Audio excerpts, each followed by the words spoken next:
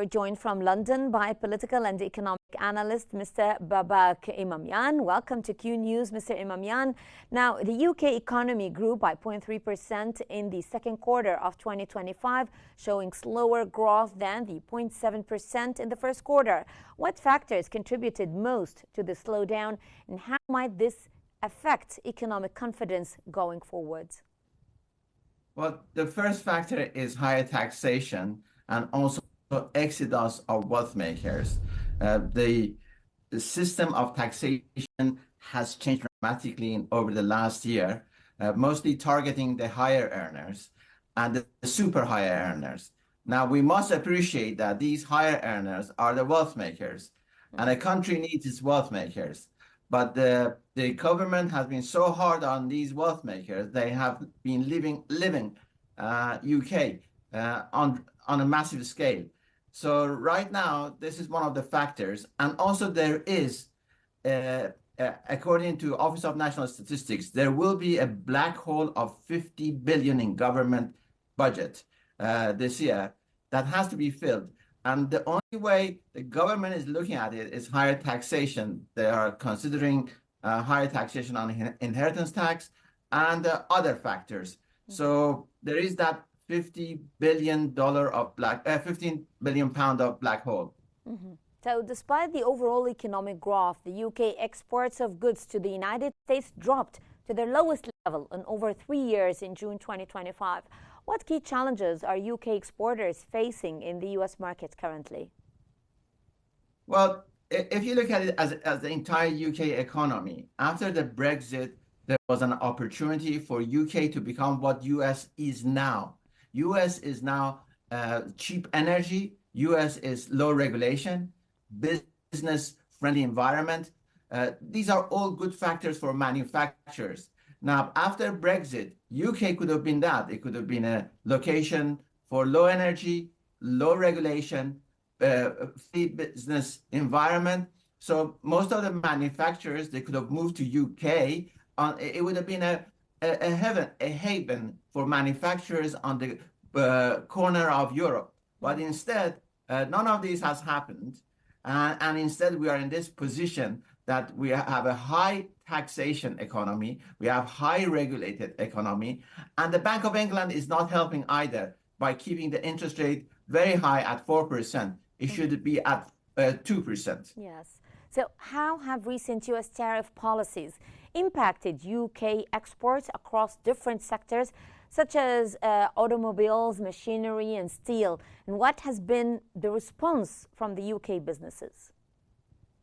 At the moment, they are just reacting. They're not responding. They are just waiting to see what they can do, how much of these extra cost tariffs or other costs they can absorb.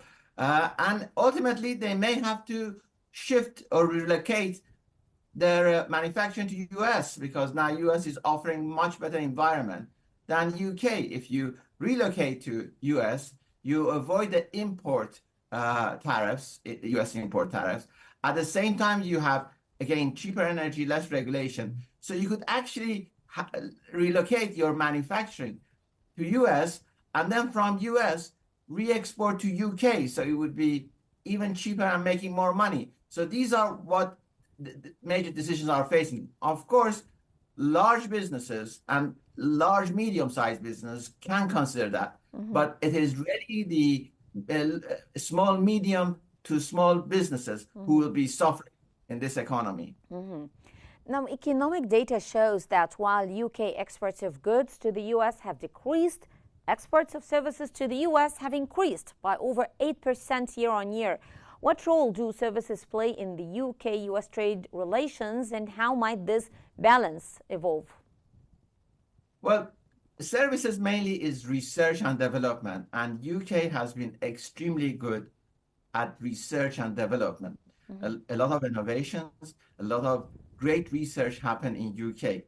But what UK suffers from, Britain suffers from, they cannot convert these innovations and these research into mass production. And that's where the money is.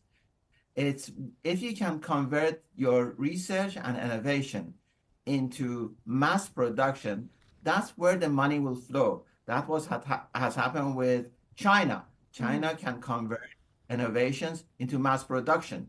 US has that ability as well. They convert innovation into mass production. Now that needs a lot of expertise, commitments, and also the change, a lot of changes in the way that the economy is run.